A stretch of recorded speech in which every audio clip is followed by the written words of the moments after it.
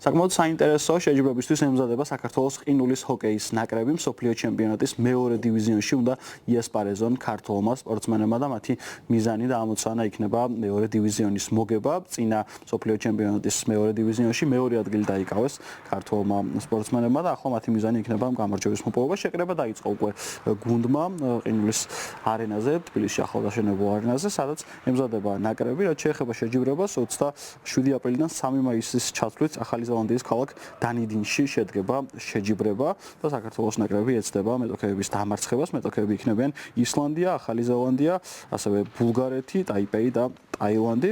ნახოთ როგორ იასპარეზებს საქართველოს ყინულის ჰოკეის ნაკრები მომდევნო მატჩებში. წერს ძალიან კარგი ფორმაშია. შეუძლიათ აბსოლუტურად იმის სოფლიოს მოგება, იმიტომ რომ ესეთი დივიზიონია და ესეთი გუნდებია, რომელთანაც წინააღმდეგობის გაწევა ძალიან მარტივია. ამიტომ მე მგონია, რომ წელს საქართველოს სოფლიოს მოიგებს.